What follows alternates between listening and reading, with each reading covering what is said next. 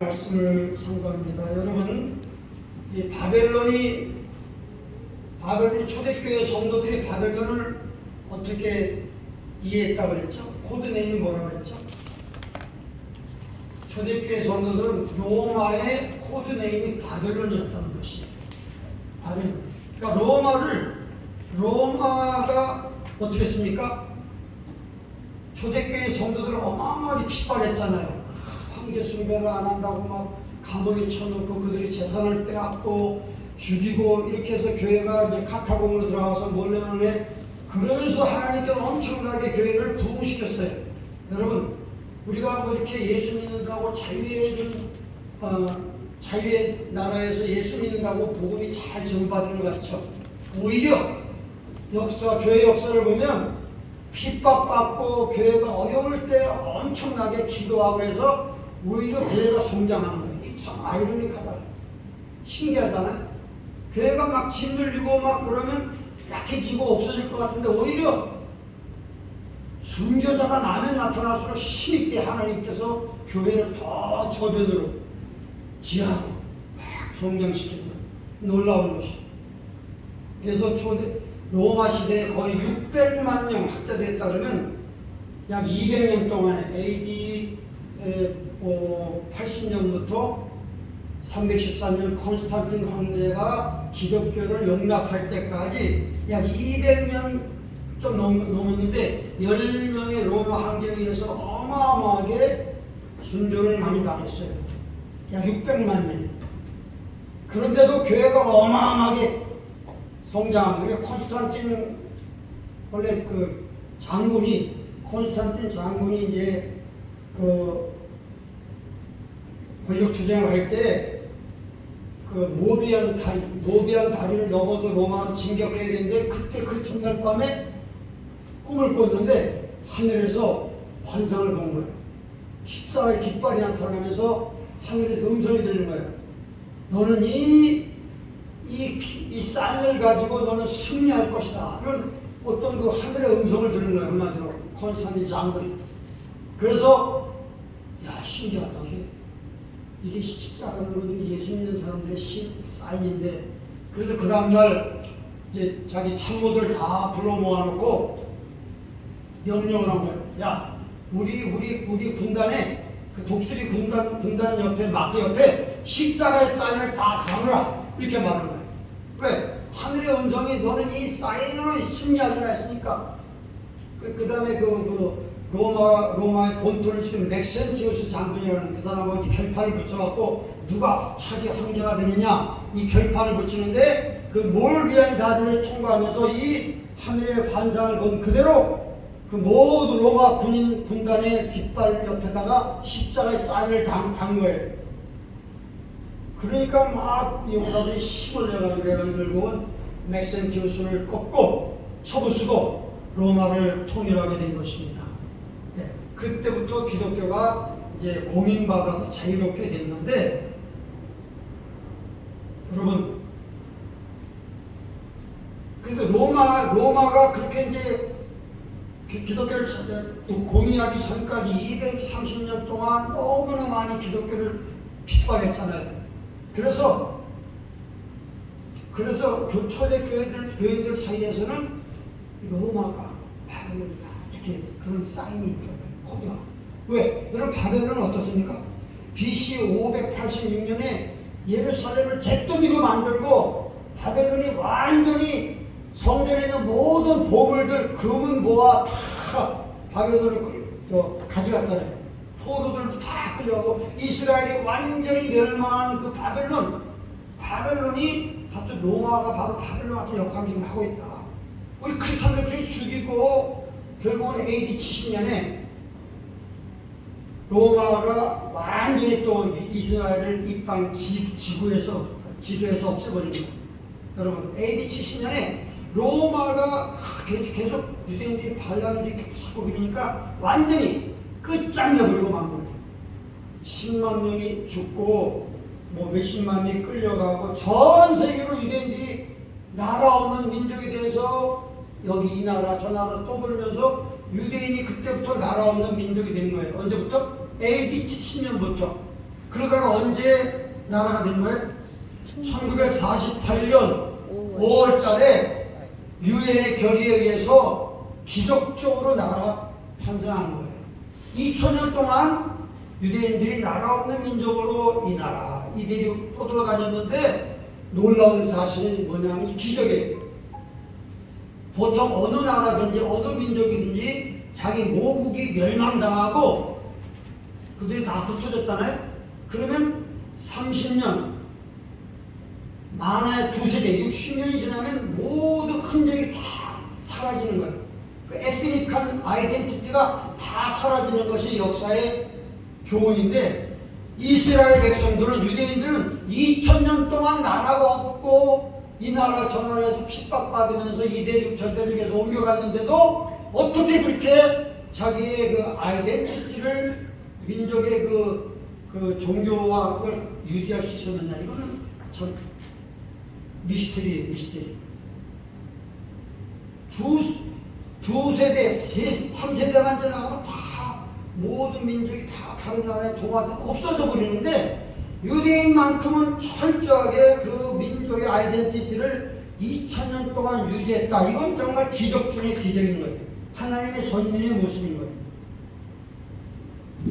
모든 인류 문화학자들이 다, 저기 어떻게 이거 참 신비한 일인 것이. 그래서 오늘은 이제 지난번 그 17장에서는 로마 바티칸을 말하는 겁니다. 캐톨릭 세력을 음녀라고 성경은 말했어요. 그래서 그 음녀가 멸망당하는 거예요. 왜? 이 캐톨릭 세력이 종교를 통합해서 마지막 때에 세계를 통치할 이 적그리스도의 정부를 도와준 거예요. 오른팔과 같이 적그리스도의 정부가 세계를 장악하도록 종교의 모든 네트워크를 통해서 밀어준 거예요. 그러니까 17장에 보니까 여자가, 음녀가 캐톨릭 세력인데 이 사람이 짐승을 탔잖아요. 그 짐승을 탔다는 건 뭐예요? 짐승을 자기가 원하는 데 끌고 가는 것 같이 보여요. 초창기에는 종교가 이 정치를 끌고 가는 것 같이 보인단 말이에요. 그런데 속고 있는 거예요. 나중에 정치적으로 온 세상을 오른손에 한 손에 펼쳐지게 된 적그리스도의 세력들이, 우리가 생각할 때 아마 모슬렘의 세력이 그럴 거라고 우리가 예측하고 있는데, 그 세력들이 나중에는 모든 걸 통제한다면, 권력을 잡은 다음에 어떻게 했어요? 권력이 잡은 다음에는 나중에 그 음료, 종교 세력을 없애는 거예요. 여러분, 종교는 이용당하는 거예요. 항상. 처음에는 자기가 우쭐거리는 자기 짐승을 탄 것 같이 이렇게 껍적거리지만, 나중에는 자기가 정치적인 권력을 가진 다음에는 이제 후 3년부터 서서히 이 미워해가지고 뻘거벗기고 그다음에 살을 먹고 불에 태워 죽인다고 했잖아요. 모슬렘들이 캐톨릭을 좋아하지 않잖아요. 처음에는 짝짝꿍했지만 나중에는 이 혼합주의 캐톨릭 세력을 완전히 없애버리면서 자기들이 전 세계를 손아귀에 잡고, 그 다음에 그 666이라고 하는 짐승의 표, 그것이 아마 칩으로 우리가 이해하고 있는데, 그것들을 이마에나 손에 받지 않으면 경제 활동을 못하는 거야. 마켓도 못 가. 아무것도 할 수가 없는 거예요. 그러니까 그걸 받아야 돼. 그리고 적그리스도라고 하는 세계 통치자가 하나님이라고 절을 해야 되는 거예요. 옛날에 로마 시대 때 Caesar is my Lord라고 고백하지 않으면 감옥에 갇히고 황제 숭배하지 않으면 재산을 뺏기고 직장을 잃어버리는 것 같이 마지막 때도 그렇게 철권 통치를 한다. 이렇게 말하는 것이. 근데 놀라운 사실은 뭐냐면, 여러분, 그 이슬람 세계의 그 종말론도 있어요. 우리 기독교의 종말론도 있지만 이슬람의 종말론이 있는데, 그 종말론에 보면 알-마흐디라고 하는 자가 앞으로 마지막 때 등장한다는 거예요. 알-마흐디. 그 알-마흐디가 등장해서 온 모슬렘 세력을 하나로 묶고, 그리고 전 세계를 모슬렘화 한다는 거예요. 그들이 말하는 구세주죠. 알라 신을 믿는 알-마흐디라고 하는 12대 임화 그자가 등장해서 모든 세계를 다 모슬림화하고 영광스러운 세상을 통치하는 그런 날이 온다고 자들이 굳게 믿고 있는데, 우리가 볼 때 그들의 메시아지만 우리가 볼 때는 그들이 바로 적그리스도의 세력이 될 것이다. 세계 돌아가는 것이 그렇게 보고 있는 것입니다. 자, 그래서 그러니까 여러분 어떤 학자들은 말하기를 이 바벨론은 17장과 18장에 두 개의 바벨론이 아니라 하나의 바벨론 이렇게 말하는데 그건 잘못된 것이고 두 개 세퍼레이트 된 것입니다. 17장에 말하는 종교적인 바벨론은 이제 적그리스도가 정권을 잡은 7년 환란의 중간 시대부터 서서히 퇴락을 멸망하게 되어 있고, 마지막 18장에 나오는 정치적이고 경제적인 이 바벨론 세력들은 언제 멸망하느냐? 마지막 심판이 그 7번째 대접이 쏟아지잖아요. 7번째 대접이 쏟아질 때 전 세계적으로 전무후무한 지진이 나는 거예요. 그래서 모든 세상의 성들이, 도시들이 다 무너져 내리고, 백두산이나 높은 산들이 납작하게 변하고, 성들이 떠다니고, 이 자연이 어마어마하게 변화가 오는 거예요. 마치 홍수 시대에 대격변을 겪은 것과 같이 이 지상이 엄청나게 변화가 되는 새 세상이 되기 위한 준비를 하는 것인데, 그때 이 바벨론 도시도 무너져 버리는 겁니다. 근데 그것이 16장에 그 마지막 7번째 대접 재앙 때 그렇게 되는 건데, 그것을 더 디테일하게 17장과 18장에 설명을 하고 있다. 삽입장으로서 그렇게 나와 있다는 것입니다. 근데 우리가 이 18장을 이해하려면 13장하고 연결이 된 말씀이거든요. 자, 여기 보면 그 짐승 어떤 짐승입니까? 적그리스도의 그 바벨론, 정치적이고 경제적인 바벨론은 7머리 10뿔의 정체예요. 짐승을 탔다고 그랬잖아요. 여자가 짐승을 탔죠? 그 짐승이 바로 7머리를 가지고 10뿔을 갖고 있는 괴상하게 생긴 짐승인데, 이것이 어떤 의미인가? 여러분, 7머리 그 10뿔의 간단하게 제가 설명하겠습니다. 간단하게. 여러분, 이스라엘이 하나님의 택한 선민으로서 이 땅에 존재하다가 AD 70년에 완전히 지상에서 사라졌는데, 그 이스라엘 민족을 괴롭힌 전 세계적으로 역사적으로 6제국이 있었어요.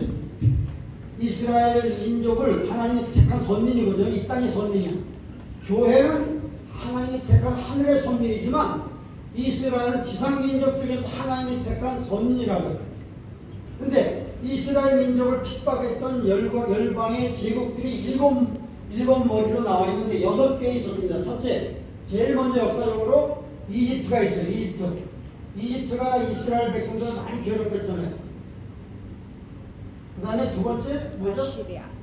두 번째 제국이 아시리아예요. 아시리아. 세 번째가 바벨. 아시리아 다음에 어느 제국이 세상을 통치했죠? 바벨. 바벨론. 바벨론이 BC 610년에 아시리아를 물리치고 세상을 점령했어요. 바벨론. 그 다음에 네 번째 바벨론이 또 오래 못 갔어요. 한 7, 80년 가다가 바벨론을 누가 멸망시켰어요? 페르시아. 성경은 처음에 메디아하고 페르시아하고 연합국인데 나중에 페르시아가 됐죠. 이 페르시아가 멸망시킨 거예요. 언제?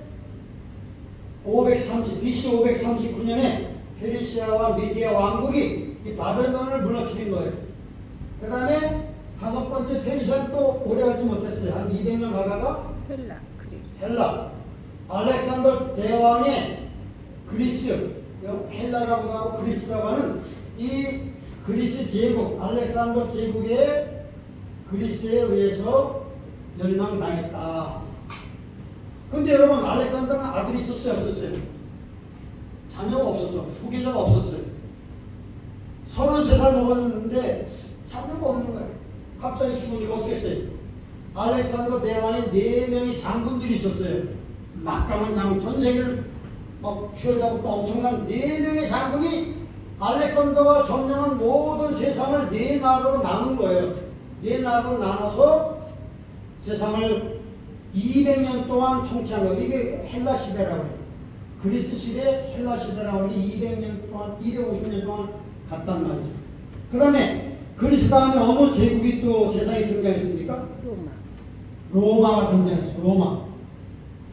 로마가 BC 63년부터 전 세계를 그리스를 다 멸망시키고 로마가 등장한 거예요. 그래서 여러분 이 짐승이 7머리를 갖고 있잖아요. 7머리 10뿔을 갖고 있는데 그 이스라엘을 괴롭힌 세상의 제국들이 이렇게 역사적으로 이렇게 이어왔단 말이에요. 6대가 이어왔단 말이에요. 그런데 지금 여러분 7번째가 이제 앞으로 미래에 나타날 제국인 거예요. 그러면 왜 여기에 갭이 있느냐? 세상이 로마가 끝난 다음에도 뭐 징기스칸의 제국이 있었고 또 신성 로마 제국이 있었고 나폴레옹 제국도 있었는데 왜 그런 거는 카운트하지 않느냐? 그 이유는 뭐냐면 여러분 로마 시대 AD 70년에 이스라엘 어떻게 됐어요? 이 땅에서 없어진 거예요. AD 70년에 예루살렘이 이름도 바꿔버리고 완전히 이 땅에서 없어져 버리기 때문에 그간에 나타나는 큰 나라들은 카운트를 하지 않는 거예요. 그 대신 1948년 이후에 이스라엘이 다시 역사상에 등장할 때요. 1948년 5월 14일 날 독립을 했단 말이죠. 이때부터 다시 역사에 하나님의 예언의 역사의 그 시계반이 돌아가는 거예요. 여러분 성경의 모든 종말로는 이스라엘을 중심으로 돌아가게 되어 있습니다. 이스라엘이 하나님의 포커스예요. 이 땅의 중심민족, 교회는 하늘의 중심민족. 그래서 이 AD 70년부터 1948년 5월 14일 날 이스라엘 독립할 때까지 징기스칸의 제국도 이 땅에 등장하고 뭐 신성 로마 제국도 이 땅에 등장했지만 그것들을 우리가 짐승의 머리로 보지 않는 이유는 이스라엘이 없었기 때문에 이스라엘이 이때 나라가 없었기 때문에 카운트하지 않는 것이고 1948년 이후에 앞으로 등장할 그 7번째 머리가 있다 이거예요. 이 7번째 로마의 부활이라고 말하고 있어요. 로마 재건된 로마의 어떤 부활 이렇게 얘기할 수 있거든요. 옛날 로마 영토가 어디에 지중해 하고 북아프리카하고 그 메소포타미아 전체를 차지했잖아요. 그러니까 그런 지역에서 앞으로 이 우리 시대에 서서히 윤곽을 드러내고 있거든요. 근데 이 로마의 부활에 대해서 앞으로 등장할 7번째 머리, 세상 7번째 머리, 짐승 정부가 등장하는데 그거는 옛 로마를 부활시킨 모습일 것이다. 근데 이거의 특징이 뭐냐면 10뿔이 나와 있잖아요. 10뿔. 10나라의 연합국이 될 것이다. 10뿔이라는 건 10나라 연합국. 10나라. 그러니까 옛날 로마가 다스리던 그 영토를 다시 기반으로 해서 마지막 시대에 등장할 7번째 머리가 뭐냐? 이게 적그리스도라고 하는 그리스도를 대항하는 악한 그러한 모슬렘과 같은 그러한 그 제국이 등장해서 모든 세상 사람들을 모슬렘화할 것이다. 여러분 알지만 우리 크리스찬을 전도할 때 사람들에게 설득하고 예수님 또 이렇게 하지 기다려주지만 모슬렘은 그렇지 않잖아요. 한 손에 칼을 들고 한 손에 코란을 들고도 이 코란을 믿을 거야? 아니면 이 칼을 받고 죽을 거야? 둘 중에 하나예요. 이 악한 영은 강제적으로 우리는 예수님을 얼마나 온유하신 거 문을 두드리면서 기다리잖아. 머리가 하늘에 이슬에 젖도록 내가 문을 두드린다 문 열고 나를 영접하라고 주님은 계속 온유하게 기다려주고 젠틀하시고 우리 사람들의 자유의지를 존중해주고지만 이런 모슬렘은 그게 아니야. 믿지 않은 죽음이야. 믿지 않은 죽음이라고요. 그러니까 마지막 때에 그 어떤 짐승의 표도 어떤 면에서 제가 말했죠. 왜 우리가 모슬렘 세력이 마지막 부활된 로마의 모습이냐고 왜 그렇게 얘기했죠? 여러분 이사야 14장 보면 사탄에 대해서 나와 있는데 사탄 이사야 14장에 사탄의 모습이 나와 있는데 거기 보면 사탄이 타락할 때 어땠습니까? 내가 지극히 높은 곳에 올라서 지극히 높은 자와 비리리라. 나도 하나님처럼 찬양을 받으리라. 그렇게 말했잖아요. 마귀가 타락한 마귀. 그게 내가 하나님처럼 높은 데 올라가. 어센드는 영어 단어가 나와요. 하나님의 자리에 내가 올라가리라. 그래서 나도 찬양을 받으리라. 그렇게 루시퍼가 교만하다가 사탄으로 떨어져 버리고 말았는데, 여러분 어센드라는 단어가 히브리 원어에 보면 알라라는 말이에요. 알라. 여러분 잘 보세요. 그 어센드라는 영어 단어로 번역된 히브리 원어가 알라라는 거예요. 알라가 어느 신이죠? 모슬렘의 신이라는 거예요. 그래서 이걸 근거로 해서 아마도 마지막 때 적그리스도의 세력은 모슬렘, 알라 신을 믿는 모슬렘. 이 사람들이 볼 때 기독교는 이단이죠. 우리가 볼 때 알라는 이단이듯이 그런 언어적인 의미가 있는 거예요. 내가 지극히 높은 자와 높은 데 올라가서 그와 비기리라 하는 이 어센드라는 단어가 히브리 말로 알라라는 말입니다. 그렇기 때문에 앞으로 로마 부활된 로마 제국이 열나라 연합국이에요. 열나라 연합국. 근데 여러분 성경 보면 참 재밌어요. 처음부터 이게 연합국 나온 게 아니라 이제 7년 환란이 시작될 때 적그리스도의 세력이 등장하지만 처음부터 전 모슬렘의 지지를 못 받는 거예요. 처음에는 세 나라, 10불 중에 세 나라가 지지한 거예요. 세 나라. 10불 중에 세 나라가 지지하다가 나중에 이 사람이 대단한 운변수를 가지고 막 세계 경제 문제를 해결하고 그다음에 막 평화조약을 이끌어내고 막 예루살렘의 그 중동의 복잡한 그걸 해결하고 막 나가니까 나머지 7나라들이 주저주저다가 야! 이 사람이다! 하면서 전체적인 연맹에서 모든 세력을 다 모아주는 거예요. 그때가 언제냐? 7년 환란의 중간 때. 그러니까 7년 환란이라는 하나님의 그 마지막 때의 대환란기가 예수님의 재림하기 전에 있는데 처음에 7년 초기에 적그리스도가 등장한 거예요. 근데 그때는 세 나라의 지지를 받았어. 그러다가 나중에 중간쯤 돼가지고 막 적그리스도가 엄청난 능력을 가지고 수학을 가지고 중동의 문제도 해결하고 경제 문제도 해결하고 세상의 평화를 이루고하니까 야, 이 사람이 진짜 알마우디 이 사람이 정말 우리가 바라던 구세주구나, 모슬림마다 구세주구나 하면서 나중에 관망하던 7나라가 이렇게 쪼인하게 되는 거예요. 그래서 강력한 10나라 10불의 시대가 되는 거죠. 그래서 이때가 언제냐? 이때가 바로 중반쯤 3년 반 지나가지고 중간쯤 돼가지고 그렇게 자기의 권력을 완전히 공고히 하니까 그때는 뭐야? 더 이상 음료가 필요할 수 없어요. 캐톨릭 세력의 도움으로 집권했는데 나중에 완전히 정권을 잡고 세상을 손아귀에 틀어지고 종교, 정치, 경제적인 어떤 독재 국가를 형성하게 되니까 그 다음에 자기를 도왔던 캐톨릭 세력을 핍박하면서 없애버리기 시작하는 거예요. 중간부터. 그리고 예루살렘 성전에 들어가서 내가 왕이다. 내가 하나님이니까 나를 섬겨라 하면서 멸망에 가증한 것들이 서지 못할 곳에 서게 되는 거예요. 중간 때. 이때 왜 그러냐? 관망하던 7나라 큰 나라들이 완전히 자기에게 힘을 밀어주니까 자신을 얻어가지고 세상을 자기 통찰에 권력 안에 들면서 모슬렘을 믿지 않는 모든 사람을 다 죽이는 거예요. 다 죽이는 거예요. 근데 여러분 분명히 알아야 될 것은 이 세력은 짧아요. 3년 반밖에 안 돼.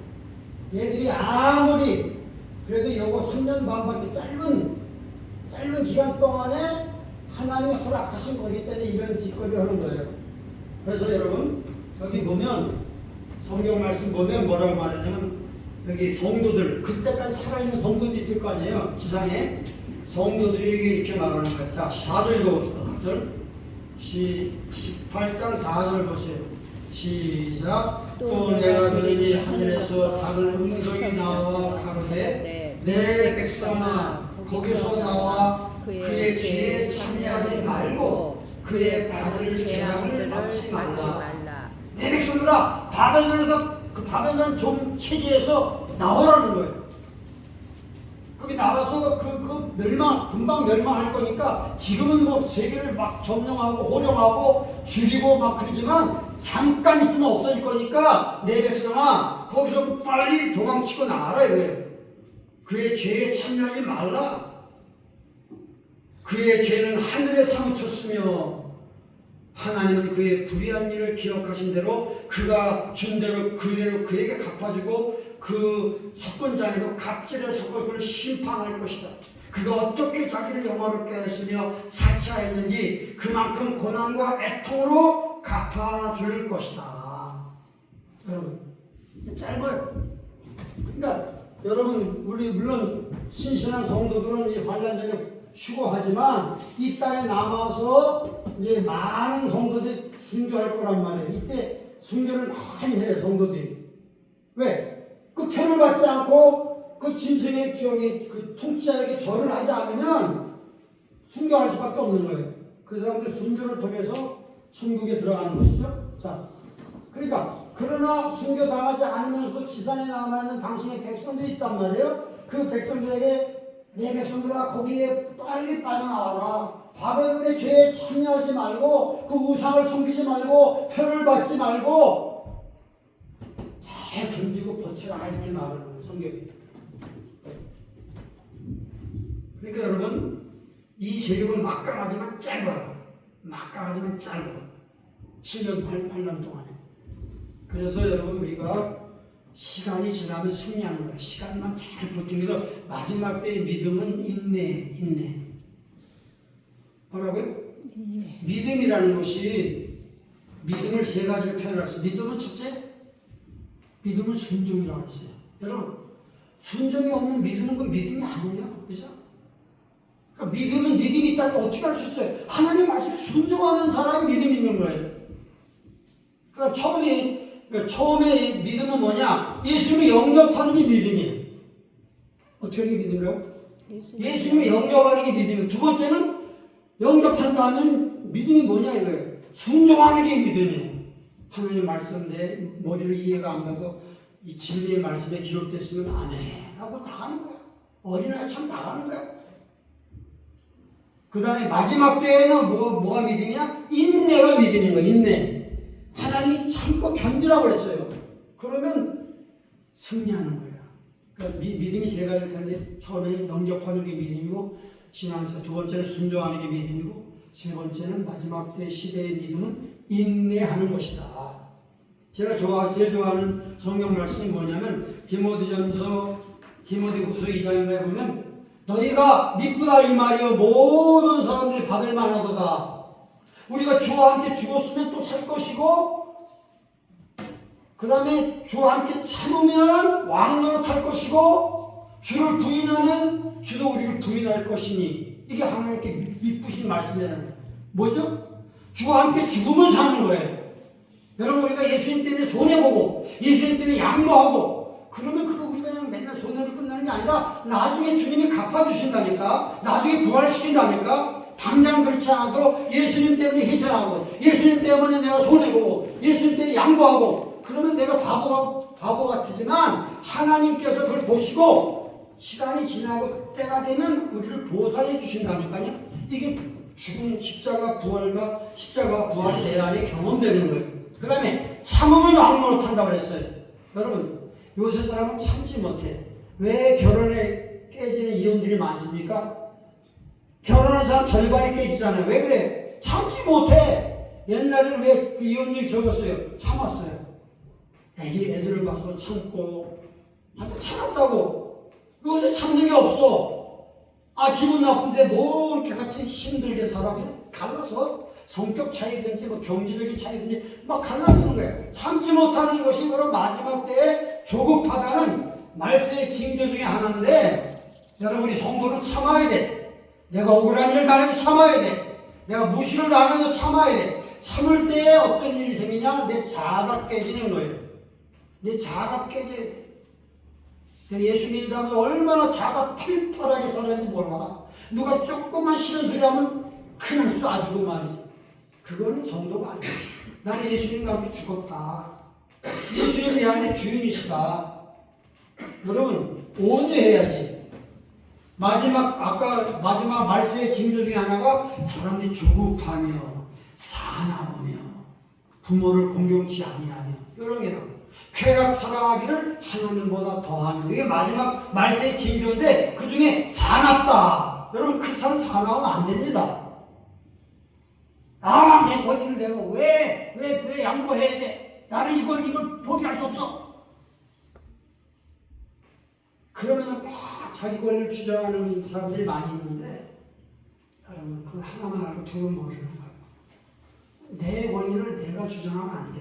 하나님이 나를 위해 싸워주시는 거야. 나는 여러분 두 명 있잖아요. 한국에서 옥에 갇힌 분 누구죠? 손현보 목사님하고 전광훈 목사님 아직 안 나왔어요. 손현보 목사님 옥에서 풀려났는데 그분이 옥에서 풀려나면서 6개월인가 옥에 갇혀서 독박에 갇혔다가 나오셨는데 내가 그분의 인터뷰하는 걸 잘 봤어요. 참 내가 좀 존경합니다. 손현보 목사님 훌륭한 그분이 그거예요. 자기가 옥에 갇혔는데 성경 말씀 쭉 읽어가는데 무슨 말씀 마음에 다 왔냐면 시편 말씀. 시편 몇 편이 저기 하나님 나와 싸우는 자와 싸워주시고 나와 다투는 자와 다퉈주시옵소서. 다윗이 기도한 거예요. 근데 그 말씀이 자기가 딱 마음에 와닿는 거예요. 그래서 그 말 때문에 하나님 이 악한 정권이 교회를 핍박하고 내가 이렇게 옳은 말 했다고 해서 이렇게 감옥에 집었는데 하나님 나는 아무 실력 없습니다. 하나님이 나와 싸우는 자와 싸워주시고 나와 다투는 자와 다퉈주시옵소서. 다윗이 그렇게 기도했거든. 그러니까 우리 크리스천은 내가 뭘 하는 게 아니야. 내가 하나님이 하시도록 하는 거야. 하나님이. 나는 죽었어. 예수님과 죽었어. 나는 죽었고 주님이 하여 주시옵소서. 나는 아무 힘이 없습니다. 나는 누구 정치 로비할 수도 없고. 그러니까 하나님께서 그렇게 막 기도했더니 놀라운 게 백악관에서 그 손현보 목사님 미국에 유학하고 있는 아들에게 연락을 2번이나 와서 만난 거야. 벤스 부통령이 만난 거야. 그 상황을 다 들어보고 나서 그때 김민석 국무총리가 미국에 방문해갖고 이제 트레이드 협상을 할 때 그때 한마디 한 거지. 아 이렇게 왜 교회 목사님이 가두고 있느냐? 거기 자유가 독재 국가냐? 막 이렇게 말하니까 이제 그러자마자 김민석이가 돌아와서 아마 보고했겠지. 이재명한테 보고했겠지. 그래갖고 필요한 거예요. 그걸 누가 백악관에 만나고 싶어서 만나니까 하나님이 하신 거야. 하나님이 하신 거야. 하나님. 기도하고 성경 말씀이 딱 왔을 때 하나님 나와 싸우는 자와 싸워주시고 나와 다투는 자를 하나님이 손을 모아주시옵소서. 나는 주님과 함께 죽었습니다. 주님이 내 주인이신데 주인이 있는데 내가 나서서 내 권리를 주장하면 주님 뒷전 주고 그래 잘해봐. 네가 잘났어? 잘해봐. 주님이 일하지 않는 거야. 근데 내가 죽고 주님이 하시옵소서 하면 주님이 일하시는 거야. 주님이. 그게 믿음이라고. 자, 그래서 여러분 그 마지막 때에 이 땅에 이제 육체를 갖고도 남아있는 분들에게 바다에서 빨리 나와라. 내 백성아 거기서 나와 그 죄에 참여하지 말고 그들이 받을 재앙들을 받지 말라 하면서 하나님의 손을 보시는 무서운 하나님의 심판이. 그래서 하나님 그 지진이 날 때 다 도시가 바벨론 도시도 다 멸망하는데 로마의 도시가 멸망하는 거예요. 근데 여기 보면 세 종류의 사람들이 통곡하면서 거기서 하는 거예요. 애곡하는 거예요. 첫 번째 그룹은 9절 봅시다. 9절 보면 땅의 왕들이, 자 9절 한번 읽어보시죠. 통곡하는 거 시작. 그와 함께 음행하고 사찰하던 땅의 왕들이 그 불붙는 연기를 보고 위하여 울고 가슴을 치며 그 고난을 무서워하여 화이토다 큰 성 견고한 성 바벨론이여 일시간에 내 심판이 일어났다 하리로다. 여러분 여기 음행한다는 거 있죠? 음행이 뭡니까? adultery, 영어로 adultery가 음행이에요. 그렇지만 여기서 말하는 음행은 idolatry, 우상 숭배하고 연결되는 거예요. 여러분 우상 숭배가 영적으로 보면 음행인 거예요. 여러분 그 바벨론이 어떻게 했어요? 세상의 왕들에게 권력을 주고 그 다음에 돈을 주고 사치한 모든 물건을 주면서 너 이 적그리들이 경배하라. 이 적그리들과 하나님이니까 여기에 절하고 경배하라. 그렇게 우상을 섬기게 했단 말이에요. 누가? 이 바벨론 세력들이 그렇게 했단 말이에요. 누구? 다 뇌물을 주고 권력을 주면서 이 음행했다는 건 얼마나 이렇게 우상 숭배를 하도록 그들을 꼬였다. 근데 그들이 나중에는 그 멸망당한 바벨을 보고 가슴을 치면서 애곡하고 통곡하는 거예요. 그 다음에 두 번째 그러면 뭐냐? 땅의 상인들이 또 통곡하고 애곡하는 거예요. 11절 봅시다. 11절 시작. 땅의 상인들이 그를 위하여 울고 애곡하는 것은 다시 그 상품을 사는 자가 없습니다. 얼마나 사치하고 얼마나 이 제국이 정말 로마 시대처럼 엄청난 풍요가 있었는데 그것이 일시간에 멸망하니까 다시는 자기 상인들이 거래를 못하잖아요. 자기들의 그 고객이 다 망해졌으니까. 그러면서 애통하면서 자기들의 상품을 사는 자가 없음을 인하여 이렇게 울면서 안타까워하는 것이에요. 그래서 상품의 내용이 어마어마하게 많이 나왔어요. 야, 여기 보면 별로 거기 다 있어요. 옷과 비단과 뭐 향이 나는 나무와 상아 기념, 코끼리뼈 상아로 만든 기념. 야, 이런 굉장히 사치한 것들. 여기 또 하나 보면 사람의 영혼들을 팔고 샀다는 거예요. 신기하죠? 사람의 영혼. 옛날에 로마 시대 노예들은 말이야 사람이 살고 파고 살았어요. 노예는 그거는 사람이 아니야. 그거는 주인의 소유물이기 때문에 사고 팔았듯이 마지막 때도 이렇게 사람의 영혼들을 팔고 사는 일이 있다는 것이죠. 계피와 뭐 이렇게 해서 그 상인들도 이제 통곡하면서 애통하는 것은 마지막에 배를 갖고 이제 항해하는 그 선원들이 있어요. 선원들이 있는데 어디 나오냐?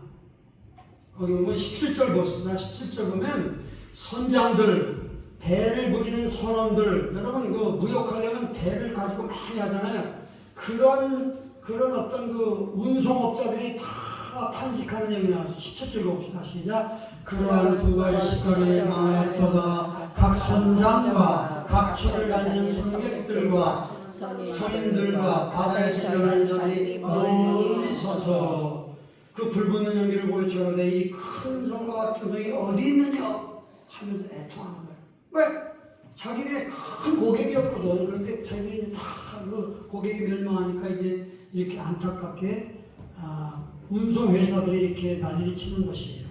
자, 그런데 그렇게 다 애곡하고 통곡하고 가슴을 치는 가운데서 하늘에서는 어떤 음성이 들렸느냐? 20절 기뻐하는 음성이 들리는 거예요. 20절 봅시다. 시작. 하늘과 성도들과 사도들과 선지자들아 그를 인하여 즐거워하라. 하나님이 너희를 신원하시는 심판을 그에게 하셨습니다.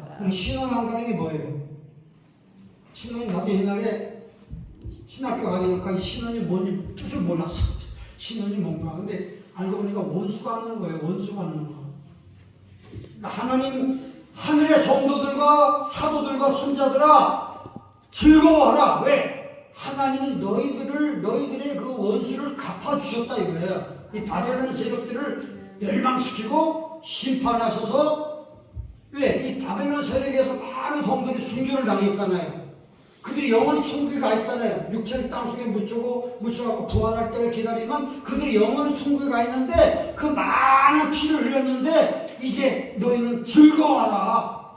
성도들, 사도들, 선자들 너희들이 즐거워하라. 왜? 하나님이 너희의 피값을 이 바벨론 세력들에게 파이널리 갚으셨다. 이렇게 말하는 거예요. 왜? 자, 24절 봅시다. 24절 시작. 선자들과 성도들과 및 땅에서 죽임을 당한 모든 자의 피가 이 성중에서 보였느니라. 여러분 7년 대관령 동안에 많은 성도들이 이 짐승의 표를 받지 않기 위해서 순교당하는 거예요. 이 짐승 정부에게 절하지 않게 순교당하는 그분들이 다 하늘나라가 있는데 영원히 육체인 땅속에 순교당했지만 그분들이 다 즐거워하라. 너희들의 피값을 마지막 하나님께서 이 바벨론 세력들 적그리스도의 정부에게 행하셨다.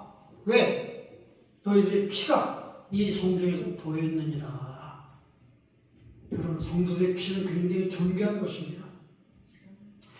우리 한국이 이렇게 복음화돼서 세계에 지금 미국 다음으로 선교사를 뭐 몇만 명을 파견하고 지금 엄청난 일을 하고 있는데 그런 열매가 대동강변에서 이 복음을 들고 그 미국의 제너럴 셔먼호가 들어올 때 대동강에서 들어왔을 때 거기에 내렸던 사람 중에 누가 있냐면 그 토마스 목사님 선교사가 있었어요. 그분이 순교당한 거야. 한국에서 순교당하면서 그 복음을 성경책을 이렇게 전달해 주면서 순교당했단 말이야. 대원군의 세국 정책에 의해서 그 사람이 피를 흘리고 대동강에 쓰러지면서 그 피의 열매 때문에 하나님이 한국을 어마어마하게 복음의 대국으로 만드신 거예요. 피가 엄청난 역사예요. 그 사람이 전달한 그 해변가에 떨어진 그 성경책을 나중에 누가 읽어보고 그때부터 복음이 한국 사회에 전파되게 된 것이죠. 자, 복음은 놀라운 능력이 있는 순교자의 피는 엄청난 영향력이 있는 것입니다. 자, 그래서 우리가 18장을 대략 살펴보았습니다. 기도합시다.